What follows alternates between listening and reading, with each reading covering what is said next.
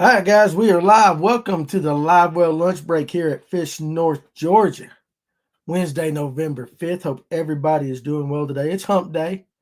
It's hump day. I know I've been out of the loop for a couple of days, but I hope you guys will join me today and start looking forward to the weekend, right? Dino, I'm back. Sorry, buddy. I just had to go out of town for a couple of days and for some business. We'll talk about that, but appreciate you guys joining me today. Let's go ahead and take care of the what's up, Coleman? Let's go ahead and take care of the business, right? Toys for Tots, December 6th out of Laurel Park. Guaranteed $5,000 first place prize, $80 per team plus one unwrapped toy per angler to help the Pickens County and the Hall County Toys for Tots. If you are in a Phoenix, you got Phoenix contingency money. If you win it, get a little bit extra bonus right there. It's going to be an absolutely great time. Again, you can go ahead and sign up. I'm still signing people up. Everybody, I think November is the month where a lot of people are going to sign up. You can sign up the morning of at the ramp for sure.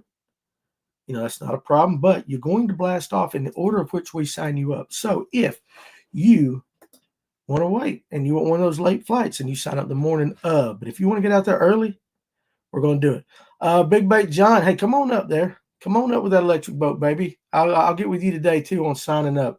It's going to be a great time. And again, it's just like what we did this past Saturday where a bunch of us podcast guys went up to Blue Ridge, and we can talk about that a little bit too. And with the Fishers of Hope for a young man named Matthew, we had an absolutely fantastic time. I want to tell you guys this: Fishers of Hope, they're a growing organization. Okay, they're a nonprofit. Tony and his wife, they do an outstanding job, and they just got the heart and the desire to help people.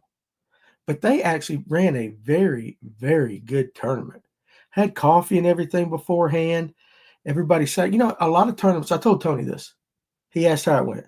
A lot of tournaments, you go, you give your money, and then you go back to your boat. You may talk to a few people, but then you go back to your boat and you're getting your stuff ready. Well, at this one, man, everybody hung around together. We were all talking, and it was just a good time. It was some good fellowship.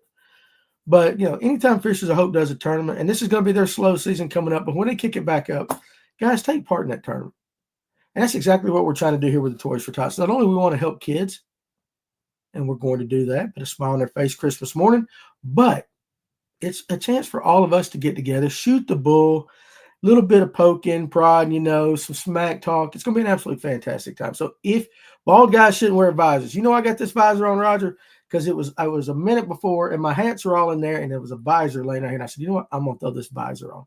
You're absolutely right. Bald-headed guys should not wear visors. But you know what? We set trends here at Fish North, Georgia, and that's what we're going to do. That's what we're going to do today. But missed you guys Monday and Tuesday. Again, I went down to Panama City Beach for Digital Sportsman. Great things coming out of this company. I'm so happy to be a part of it. Really cool. And so just in a nutshell, it's going to, for you guys, it's going to be a marketplace where you can go and you can book any adventure, whether it's fishing, hunting, jet ski rental, whatever. Eventually, it's all going to be on there anywhere in the world. Okay, eventually it's going to be the biggest platform out there, and you can book right then and there. If you are a guide or you own a rental company, something like that, you can be on it. Get with me. I can get you on it, and it's going to absolutely help you get more bookings.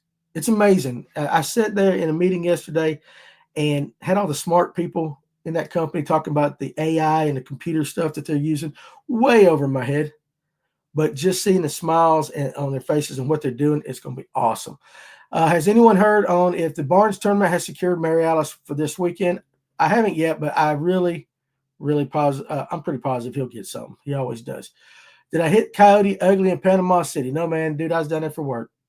What's up, Tony? Also, Tony, thank you very much for taking charge of the Livewell last night in my absence. I've talked to a lot of people, and they're telling me that you did a fantastic job. I have not watched it yet. What's up, John Aldrin? Bass time with Diaz. Everybody out there, Tracy and Aaron. I didn't do anything in Panama City. Nothing. Except for the first time in my life, I was sitting in the hotel room, and I took my computer because I want to do some work. And I pulled up on YouTube because I'm trying to get in shape. And I pulled up Tai Chi. You know what Tai Chi is? You guys see them. That's what they're doing, all these little slow movements. I said, you know what the hell? I'm in a hotel room. Can't nobody see me? And I did a 15-minute Tai Chi workout. Guys, I was sore. Absolutely sore. It was crazy. I was telling everybody at Digital yesterday, because I did it Monday afternoon. I'm like, guys, I got my ass kicked. They're like, what? Did you go out? No, I didn't do none of that.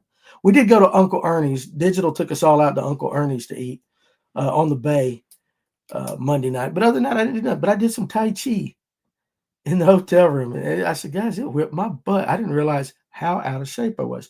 But anyway, Tony did a great job from, and I have not watched it. Let me tell you something why I don't watch. I don't watch them live when I'm not doing it. Not because I don't like the people or the show or anything.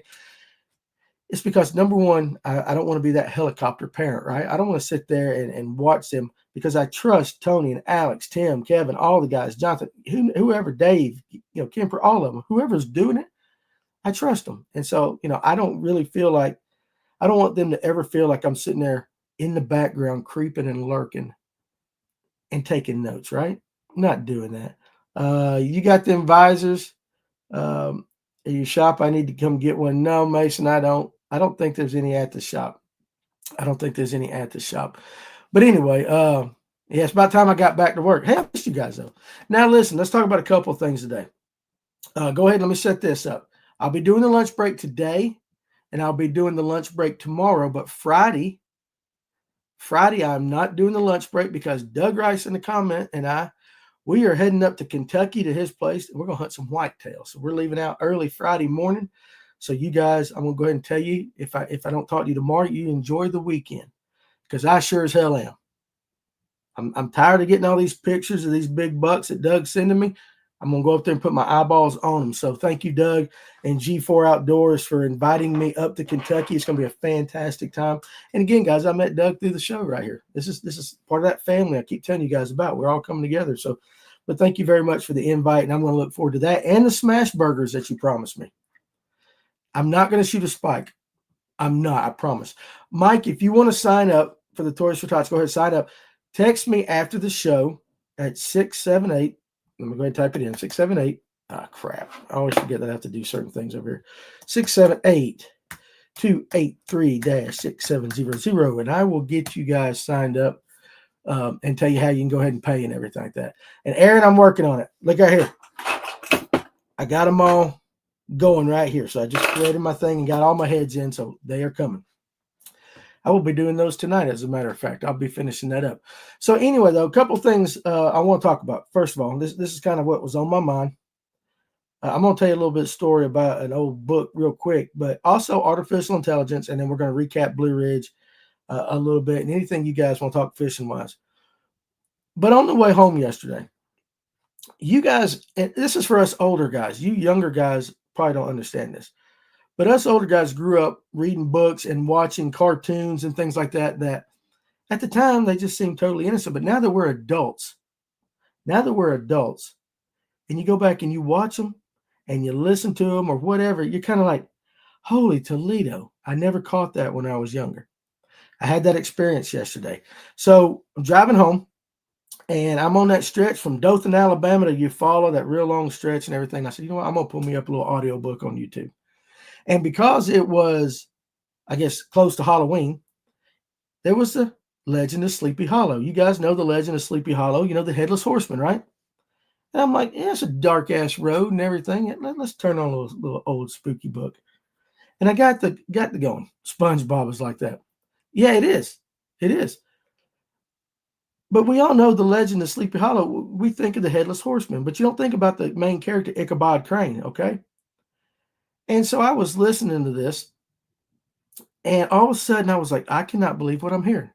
Guys, you older guys or younger, go back and listen to it. You got to listen to the original. Ichabod Crane was a player, dude. And he was saying things in that I like totally missed it. But, you couldn't do these things. You probably couldn't get away with this now. 1984 by George Orwell is haunting now. Big Brother's everywhere. Sure. Listen to this. So first of all, Ichabod Crane was a school teacher. And back then, a school teacher, he had a school building and all that, but oftentimes he would go stay in the house of people for a week and help out the moms, help out. He would teach kids at the school itself too, but he would help out the moms. And the moms liked him a lot because dads were all kind of really rough and tumble guys out there, farmers and all that. He was an educated man and could sing and all that. And so I'm sitting there thinking, I'm like, okay, I got you, player. You're sitting there, you're working on the mamas. And I didn't say that in the book, but we all know what happens. We know how that works. We all know how that goes. But Ichabod fell in love with Katrina Van Tassel. Now, Ichabod is an old school teacher. Katrina Van Tassel was an 18-year-old farmer's daughter. You guys are seeing where I'm going with this. I did not pick up on this when I was younger. And this is how he described her.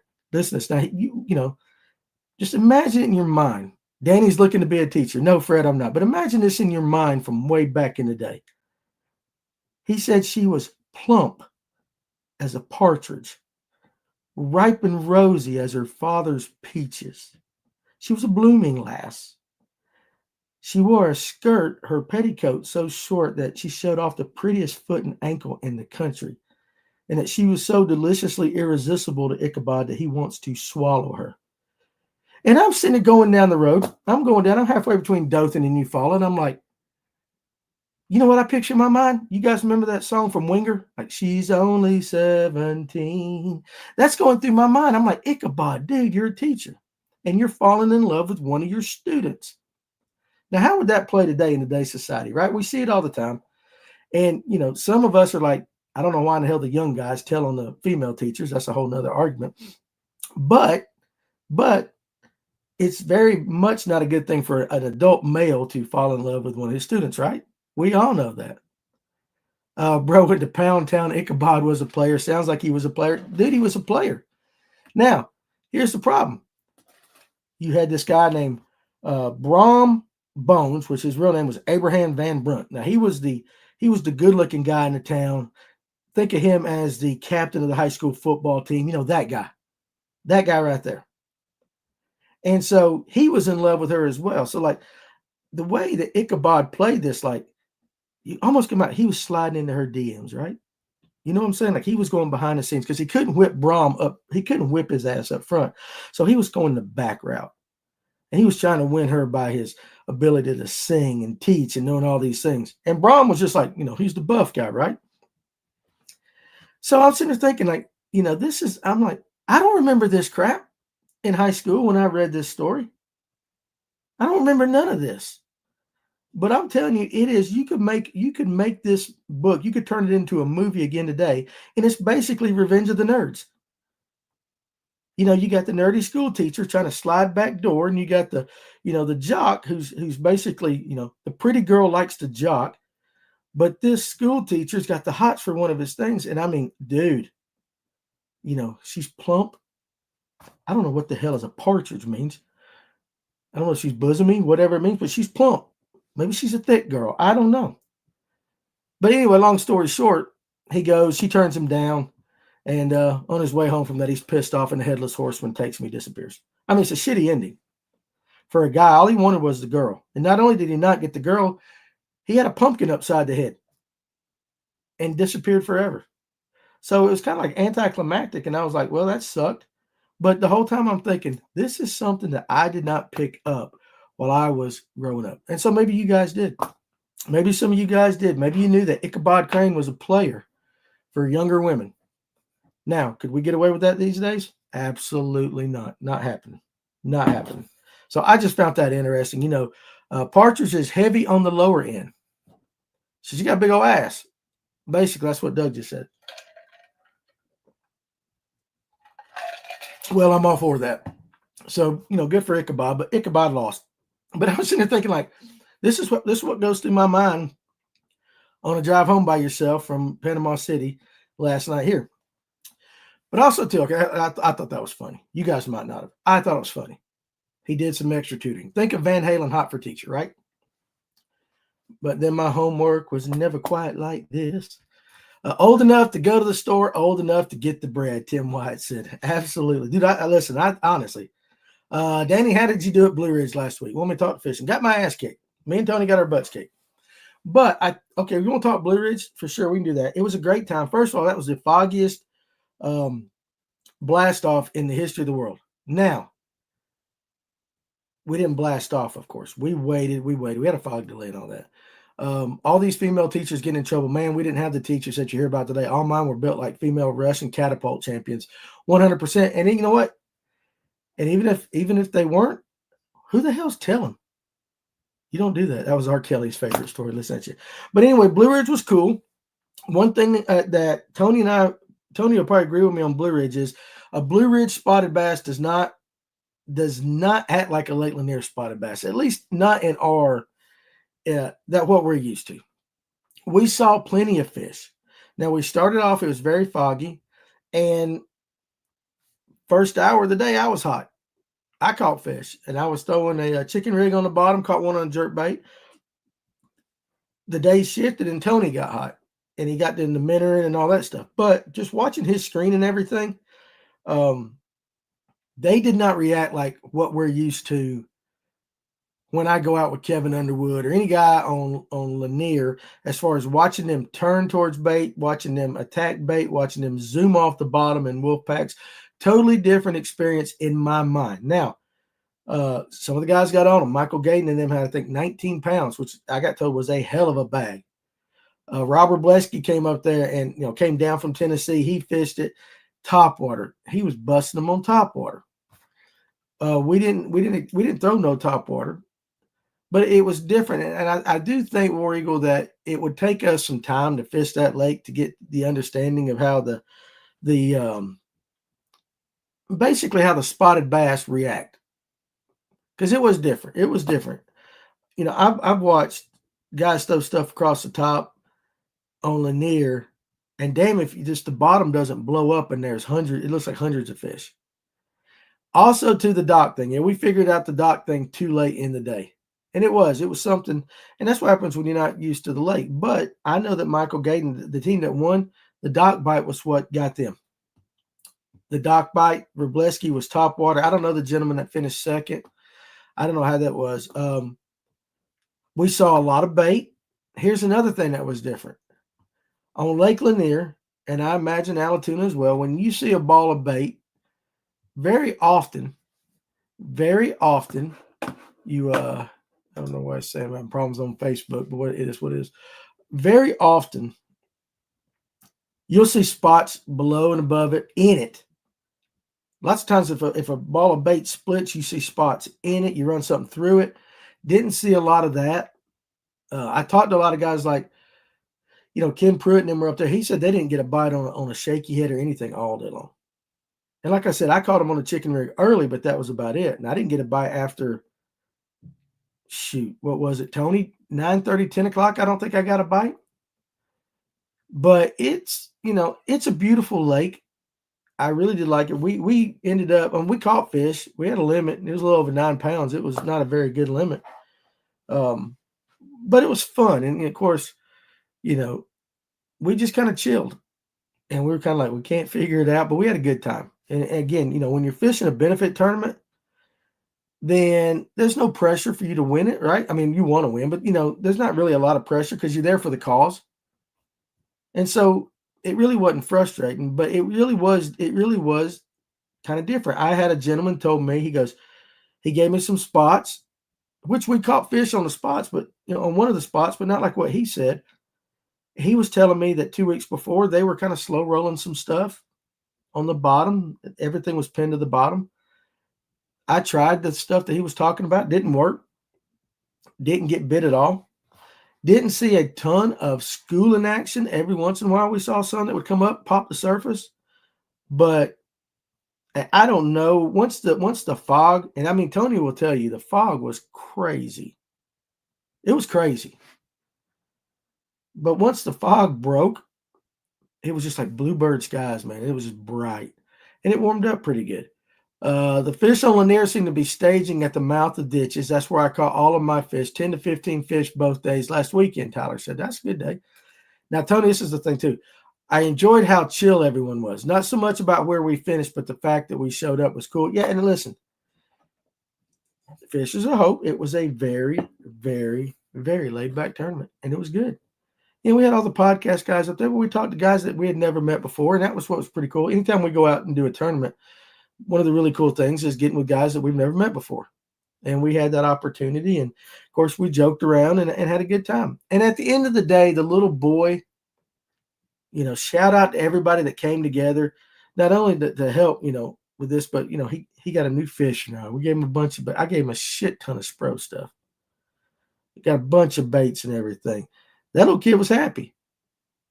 For what he's got going on in his life, at least for one day, that kid had a smile on his face, and that's what it was all about. That's the best part of that entire tournament. It was really cool. Really, really, really cool. And so let's see, full beaver supermoon tonight. Yeah, I know. I was like, what the hell's a beaver moon, James Weber? I was on the near Sunday, and there were fish everywhere I looked. Deep, shallow points, brush, pushing bait. Literally could have caught them any way you wanted to, Alex said. Was not the case for us, my man, on Blue Ridge. Doug says, I love those tournaments when you really don't have any pressure. Makes fishing like you are just fun. And hell, that's when I do my best fishing. Well, I think Tony and I both would agree that it was not our best one as far as fish catches, but it's number one, it's first time Tony and I fished together. And we had some great conversation. We was able to talk. Just, like same thing we would do if we were sitting at the shop together. And, Tony, what was it, Tony? And I'm not picking on Tony, but I am going to pick on Tony. I don't know. He had 2 or 3 get off at the boat right there at the beginning. I'm not saying they were going to change the thing, but I got tickled with him. He was frustrated, not in a bad way, but it was funny. And we had a good time with that. Kendra, what's going on, girl? How you doing, Miss Michigan? Full Beaver Moon sounds like a bad 80s adult film. It is. Who the hell names these moons as well? Anybody been on Hartwell this past week? Trying to put a young guy on some fish this weekend, Coleman says. I have not, Coleman, but I imagine probably the same thing on Hartwell will work as it was last week before. I don't know that the pattern's going to change too much. They might be staging out there. But we had a good time. Anyway, a War Eagle, just to say this. Guys that caught them. And the rest of us, we caught fish and just had a good time. Tim McGuire brought his wife, Tiffany, with him. And she thought it was going to be fun to fish a tournament with him for the first time. And she froze her ass off. I don't think she realized what the early morning would be on a boat in the late fall, winter on a lake. Now, she said she's going to do it again, but it'd be in the summertime. But it was just good. It was good to see everybody there. So, yeah, fishing was okay. I think we finished middle of the pack, if I'm being honest with you. But we had absolutely fantastic time. But, dude, fog. I spent 5 hours rigging all my rods, and I threw every one of them only to catch them on one bait. And I only took 4 rods. Seriously. But Tony did go through a lot. He was trying to, but you finally figured out what they were. You finally figured out that bait, though, Tony. It just took a while. Anybody got some good spinning combos to sell off? 2 of mine were stolen last weekend. If any of you guys got anything to sell, spinning wise, hit Jeremiah up. He might do some business with you. Shoal Creek on Lanier has been producing really well for me. I haven't been out there. It's definitely colder in the water than on the shore. Oh, my Lord. I'm telling you. Now, yeah, Tony didn't throw top water. Here's the thing. Guys, he said it on a podcast on one of the Livewells, and I cut it into a short. We're talking about baits to throw, the baits you need on your boat. And he pulls up a Berkeley cane walker, and what he does right before he describes this foggy on top of the water scene. He goes, and that's when I like to throw a top water. And he shows a Berkeley cane walker and bone. The one bait Tony did not throw Saturday was a top water. It had the fog. It had everything he wanted, but it was cold. And I think he thought maybe just it wasn't going to work. And to be honest with you, I didn't think top water would work, but still. That's what Rob caught him on. And you had it out on the deck, and he didn't throw it. Let's see. October, November has always been my 2 worst months of fishing. It's like they have a new personality every time I go out. I just chase bait fish around and hope for the best. Dawson Thompson. That's kind of what Tony and I did. We ended up going and looking for bait. Now, we kind of figured something out. I will say this. The winning team told me, and Michael don't care if I tell everybody this. What they figured out was going into a pocket, the very first dock had fish on it. And if you went on back in, the rest of the docks didn't really have any fish on. This is for them. Didn't have any fish on it. But they caught all their fish to win and bag pretty much around the marina area and the docks. First dock going into a pocket. That's what it was. Kendra said, I had a hard weekend too. The fish just would not bite. My fingers were frozen, but would not have changed it for a minute. Loved being out there fishing. And I did too. I absolutely loved being out there on the boat with Tony and everything. It was a good time. I don't know, we weren't working, right? Tyler says, it won't be long before the water temp on Lanier breaks in the 50s, especially with this cold. It was 60, 62 this past weekend. Now, I do believe next Monday we got some cold air coming in. some like legit cold air where like you might not get out of the 40s during the day, cold air. Now, does Blue Ridge have any grass? I haven't been. Yeah, it's got grass, but it's all 20 foot deep. If you're talking about standing grass like that you can see out coming out of the top, no. And it's not this real high hydrilla crap and all that, but it does have grass.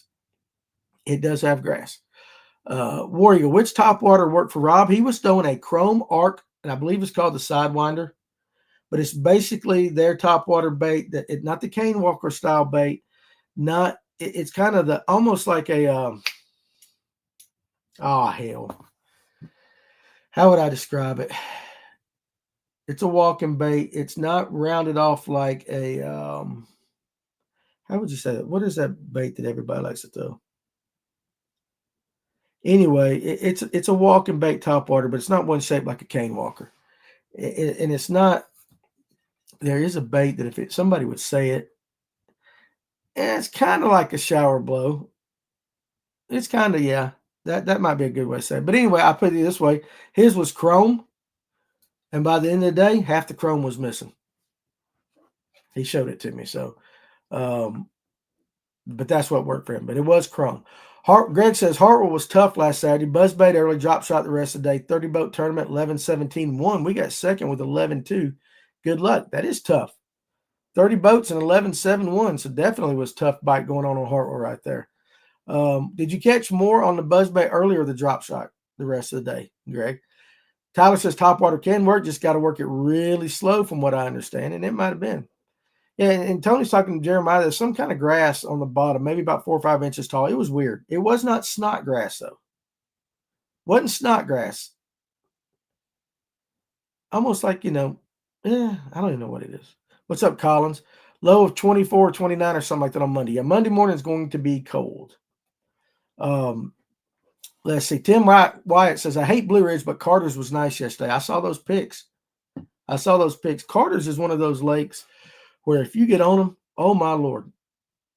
And there's two kind of anglers that fish Carter's. Those that love it and the other 95% hate it. Because it's deep, right? There's so much bait. It's deep. I don't know how you guys were fishing, Tim. I just saw the pictures. I didn't read into it too much if there was stuff in the art, in your comments. But when it's on and you can figure it out, you're talking about some beautiful spotted bass. Carter's absolutely has it.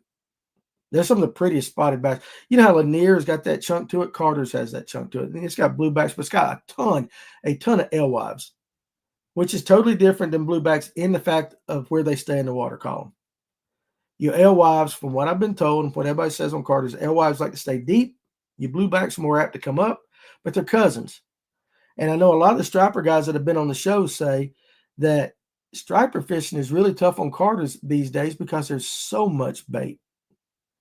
And like, how hard is it to actually get a fish to bite when they're basically sitting there at a golden corral the entire day, right? But it's pretty cool. But yeah, congratulations on that. You and Justin, I was like, hell, you guys catch them out of a damn mud puddle. But it was some good pictures for sure. The fish haven't been setting up well for top water, but if you can find them sitting in the top of a shallow brush pile, it can be game on, Tyler says. Doug says the SB 105. That's kind of close to what it is. Jeremiah, I have 2 we can deal on. One never used. I can DM you on the messenger. Let me know. That's from Roger Gibson, Jeremiah. I forgot how nice North Georgia is this time of year. Fred, it's amazing. Yeah, are you back down south? Or are you still up here? I only found 1 or 2 brush piles like that this past week and had a nice spot, missed my topwater down towards the dam, Tyler said. However, when I would burn a topwater or a fluke over some of the fish, they would absolutely freak out like you threw a crack rock down an alleyway. Now, Tyler, we saw that too. There were several times on Blue Ridge that Tony, because Tony was throwing the minnow. He got the minnow later on, but he would tell you there were several times he saw fish and he would go to cast at them and they would just take off. Like they were really jittery, real skittish. It was kind of weird. Hold on a second, guys.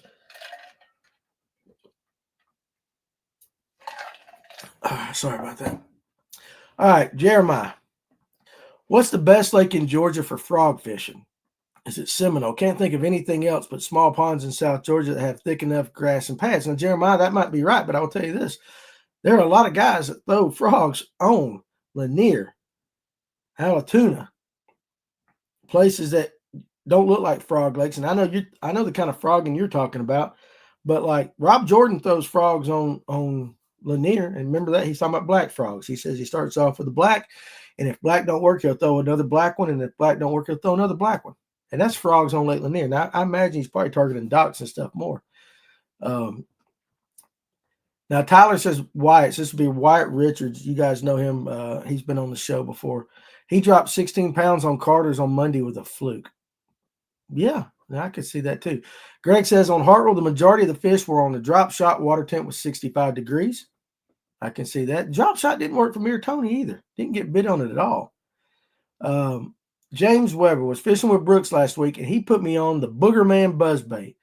I may never use another buzzbait. It is awesome. That's the Boogerman buzzbait, James Weber says. Yeah, for sure. I can see that. And if Brooks fishes with something, damn well it's going to be good. He ain't going to throw no junk.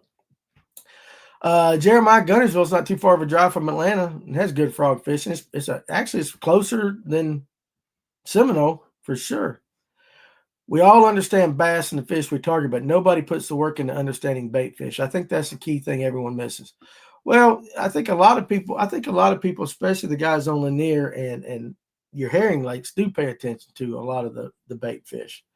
I would say they, of all the anglers I know, they probably the most, but I will say the biggest thing is understanding, okay, are you looking at herring?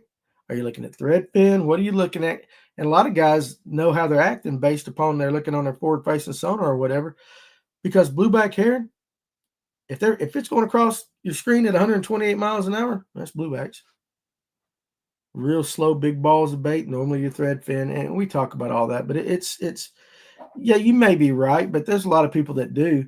They do put into it. Now, why Tim said caught them from 5 to 70 feet over water depth that live scope wouldn't pick up. Over a water depth that live scope wouldn't pick up. Hell, you might have been in 200 foot of water, Tim. And that is Carter's Lake, right? That's Carter's. I hear guys talking about all the time. Yeah, they were suspended at 20 feet over 120 foot bottom. I'm like, how you know it's 120 foot? Well, 2D. Oh, yeah, they were one and done. That's on Blue Ridge. Throw a Spro bronze eye frog in a shad color. It's more subtle than most topwaters at the spot. See, that's an interesting little take right there. Tracy Coker says, I've thrown frogs in the back of pockets in the nastiest stuff you can find. Caught a few nice lips that way post-spawn in this time of year. And Tyler said, I was trying to catch some minnow fish. I found a bunch of threadfin, but no bass under them. Well, we saw a lot of bait, and there was not a bass to be found near them. That was one of the things on Blue Ridge we noticed. Seriously, you'd see a ball of bait and Tony go a little bit this side, a little bit that side. They were either so pinned to the bottom that you couldn't pick them up, or they just weren't there. It was non-existent. Now, not every time. When we found some bait with fish following and all that, but there was, especially when we got up the river a little bit. We went up the river some. Hell, we went everywhere pretty much. But it was weird seeing bait. And then sometimes you'd see bait in a certain section. You'd go, I don't know, 60 foot or 60 yards down, no bait. And then you go a little while, no bait, and then all of a sudden bait. It was kind of, but it really didn't make much sense to us where we were seeing bait. We were seeing them in places where, like, sometimes like you should, off points and stuff.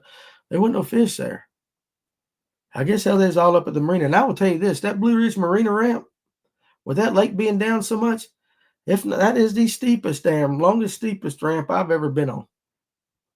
I thought Stamp Creek over on Alatoona was a very long ramp to go down, and it is a very nice angle. But hot dang, that ramp in Blue Ridge Marina, jeez, boys. I mean, it was just straight. And that lake was down. That lake's down a lot. Don't sleep on Sinclair for frogs with all the docks, for sure. Kendra said, that is how it was for us. Saw tons of bait and no fish feeding on them. And that's in Michigan. So in Michigan, we're seeing it down here in Georgia. It's definitely interesting this time of year.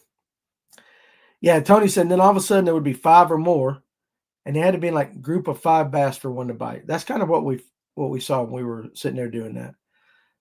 Tyler says, Emil showed me a tip on how to identify bait. The threadfin looked like a cloud, and the herring looked like a bunch of tiny individual dots in the ball shape. Absolutely. Yeah, that is a bunch like that. I've heard a bunch of guys talk about that, and that is one way to figure it out for sure.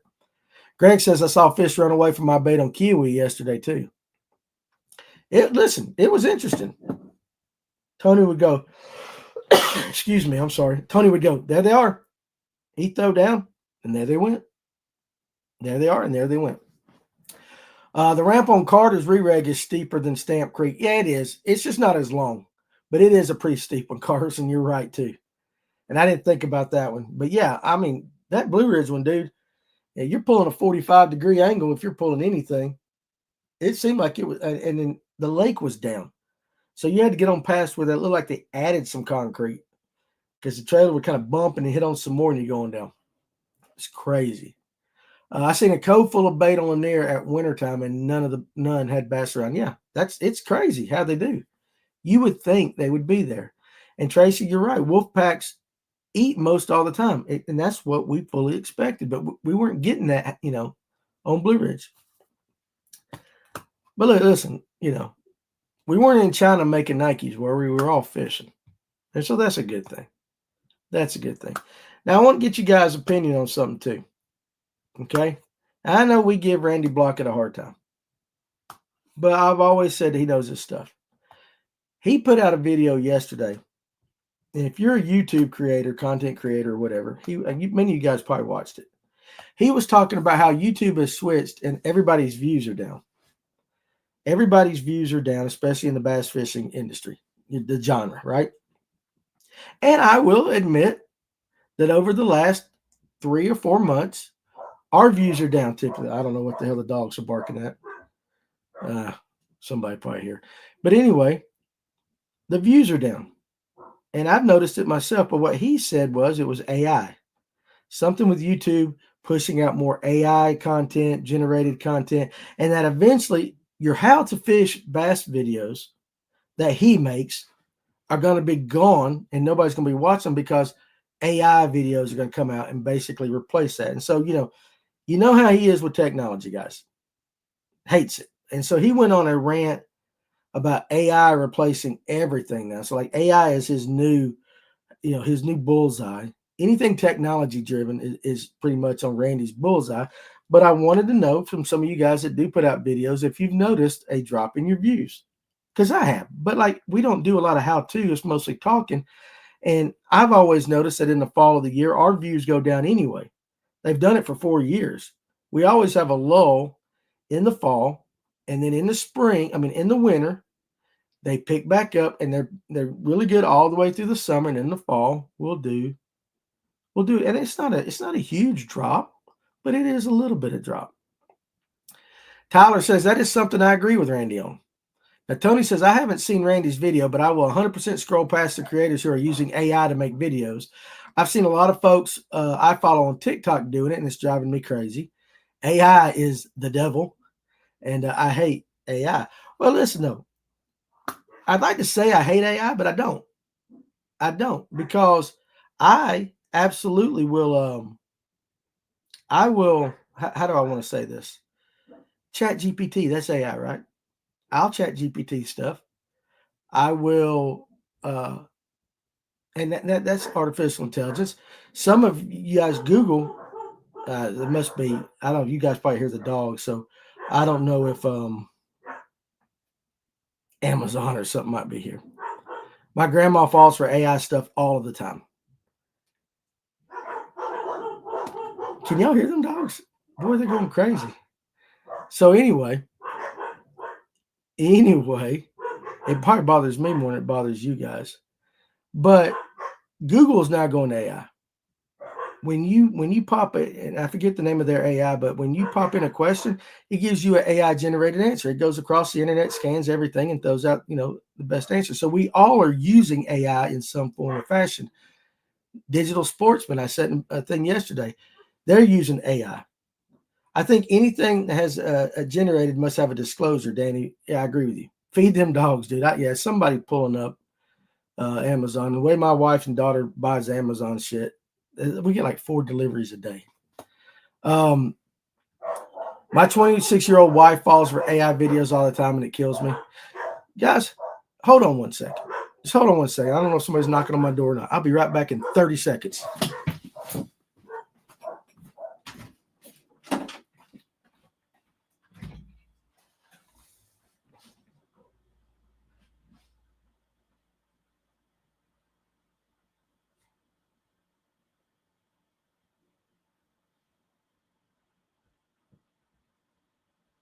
Seriously, shut the fuck up.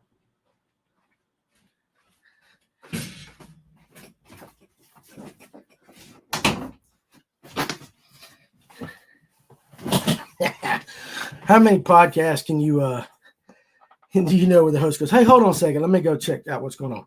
Damn, my side porch is full of target.com stuff, so it's got to be my daughter. Oh, did y'all hear me say that? I'm sorry if you heard me say that. I didn't mean for you guys to hear me. Yeah, we heard it. My bad. All right, anyway. Oops. But anyway, I'm sorry for that, guys. Come on, chat. Hit that like button, Far Dog said. Damn dogs, they ought to know from 12 o'clock to 1:30, they got to shut up. Anyway, but what he was saying is, how about this, Aaron said, let me read this. What's interesting is after today, ChatGPT won't allow medical or legal advice. They're trying to relegate it. And there's some bad, stuff coming across that for sure. We don't have to worry about going to it. AI is coming to us. It will be intertwined in almost everything we do. Technology is undefeated. And I appreciate you, Chase. You think it was funny. That's life. That's the life in the land of Dan, right? But I mean, Digital Sportsman's using it, and the way they're using it is to kind of help create their website, their platform, so that you as a user, when you're on their interface, it's seamless and all that. But he's talking about creating content and how it's a bad thing and how it's going to hurt YouTubers. And so you're going to hear him really fussing a lot. But I mean, here's the thing. I think AI is good, but at the end of the day, if you watch a live show or something like this, AI is never going to give you that personal connection. Now, when it comes to how-to stuff, I mean, a lot of you guys already go to YouTube. If you don't know how to do stuff, you'll go to YouTube, you'll type in a video. Now, granted, it's a person making that video, but you'll figure out what to work on, right? You'll figure out how to change this part or do this or do that. So AI is just a logical next step. Now, as a content creator, you're going to have to figure out a way to, to overcome that, but it can be done. Now, actors are going to be obsolete. Tons of AI channels are popping up. Movies will all be AI. Listen, I don't know what comes across y'all's Facebook feed, but I can tell you right now, there was one, this was the other day, create your own AI girlfriend. Now, could that be interesting to some people? Maybe. I don't know. There are people out there that sleep with, dolls, but still, I think you can, there are some things I heard that they're not going to, I think my phone just died. So TikTok, bye-bye.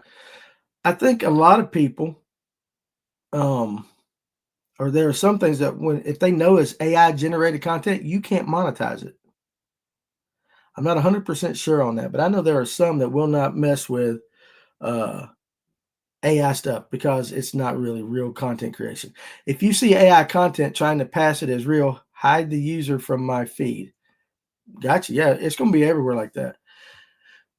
But I just found it like,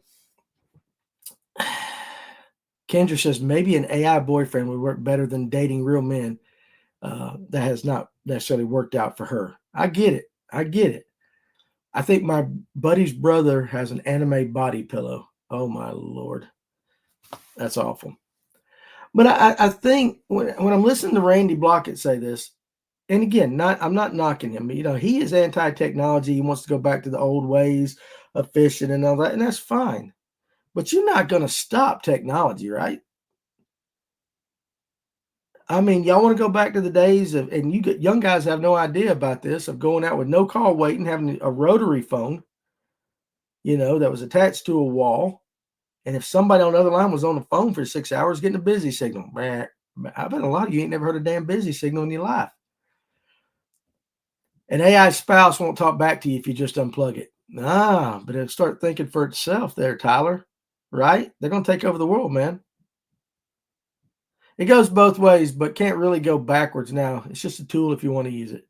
It's going to make your life easier in a lot. But I mean, if you're watching a video, let me ask you this. If you were on YouTube, and let's just say you're a guy that doesn't know, you want to know how to rig a Texas rig.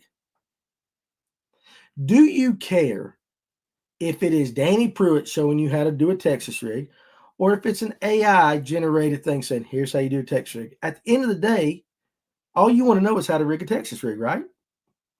Will it really affect you and what you view? I don't think, listen, AI is not going to get on a podcast and try to tell you that Ichabod Crane was trying to get with all the women of Sleepy Hollow and ended up wanting to, bang an 18-year-old student. I don't think AI is going to give you that. If AI was going to talk about the legend of Sleepy Hollow, it'd probably give you a book report, right? So it can't replace everything. There's going to be a huge difference in 20 years, just dumbing down society and critical thinking. Kids can't even write a paper today. Aaron, you know what? That's interesting you say that, because my oldest daughter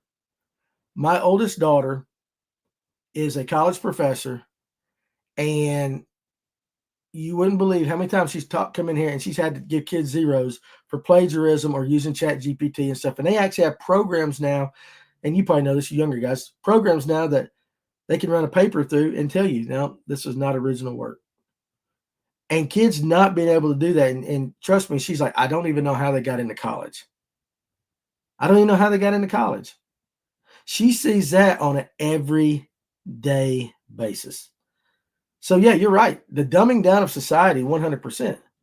But honestly, we're all guilty of going to Google and typing in something like how to make pound cake, right? And it throws out answers. So some people will say, and I will say this, like in that boardroom yesterday with digital, and when they got talking to computer stuff, guys, I was lost.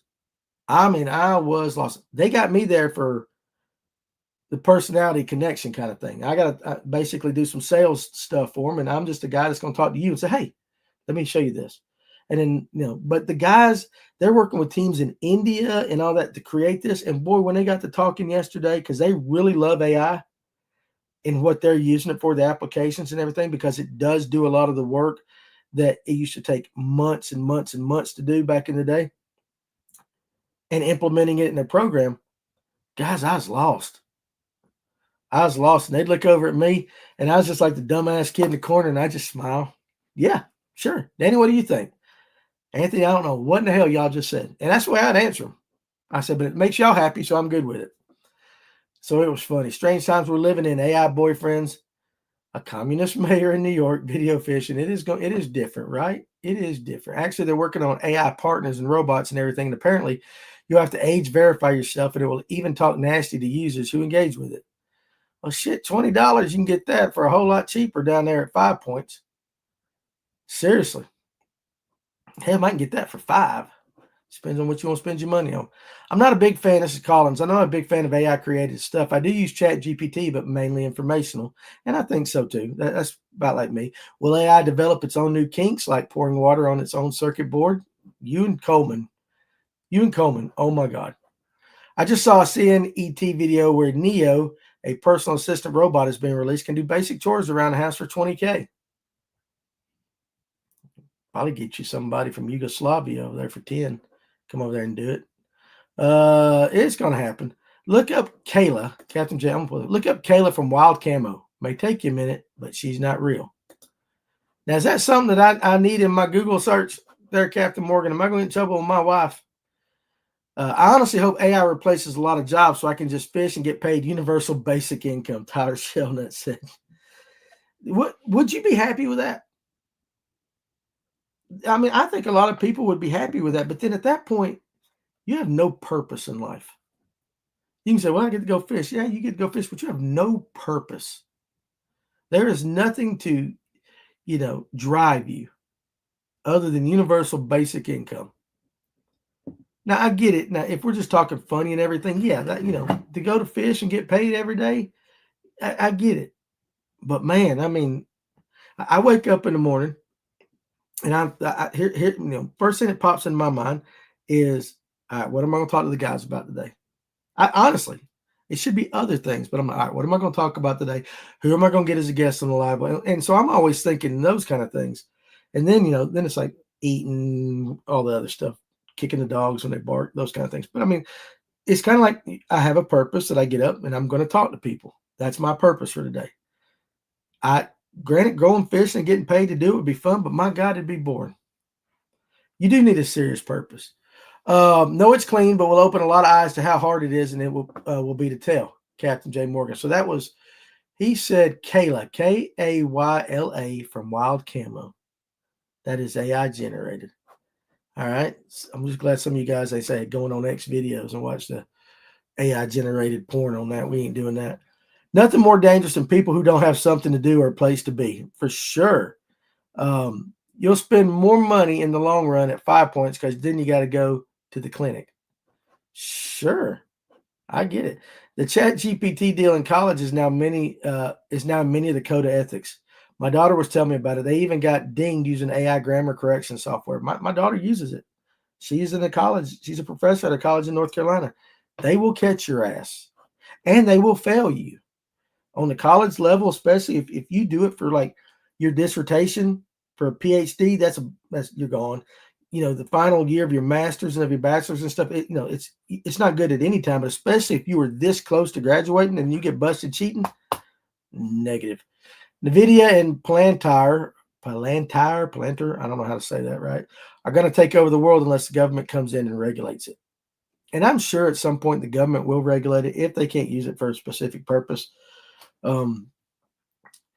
Might need a machete to cut through the. You guys read that.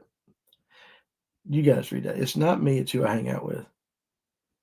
Now, Tyler, my point being is that there's always top shelf. See you, Tracy. There's always top shelf and there's always bottom shelf. There's always low hanging fruit and there's always stuff at the top of the tree. For $20, you can, if that's what it is, you can go get some low hanging fruit. That was my whole purpose. I don't even want to think about low hanging fruit. That's just where I was going with that. But you are definitely 19 years old. But it was interesting just listening to Randy just start barking about it. Because it's like, oh, shit. Randy needed some more content. Now he's got AI. Here we go. And so I'm just curious over the next 3 or 4 months to see how many no forward-facing sonar vids are out there compared to how many AI vids there are out there. Because according to him, ain't nobody going to watch his How to Rig a Texas Rig one anymore. So I don't know. But again, while I got you guys on there, remember, number one, I'm going to do a lunch break tomorrow. I will not be doing a lunch break on Friday. And then next week, we'll go back to the regular schedule. And it's going to be good. It's going to be good. Tomorrow night's Livewell. I don't know exactly. I'm working on a couple of guests that I'm trying to get right now. Sometimes you got to find these guys when they get out of the deer woods. It's hard. It's really hard. And you don't want to be a pain in the ass to them. I don't want to be that podcaster that's begging everybody all the time. Imagine how Randy will react when someone starts posting AI videos of him scoping. It probably has already happened. But Randy and his wife like Belichick and his girlfriend. She looks 30 years younger than him. I am not going to knock the man for that. Hey, more power to you, bro. More power to you. It is what it is, right? But good Lord, could you imagine? I wonder if he's like that all the time. I bet he's not. I bet it's as much of not an act, but I bet, he can separate his stuff from his home life. And I hope he does. So anyway, with that, guys, I'm going to head out of here. I got to go. Ooh, my light just went out. I got to go turn in a rental car. So my lights are going out. My dogs are barking. It's definitely a Wednesday. It's hump day. But I'm going to take off. You guys have a great rest of your day, and I will see you tomorrow at 12. You guys be good.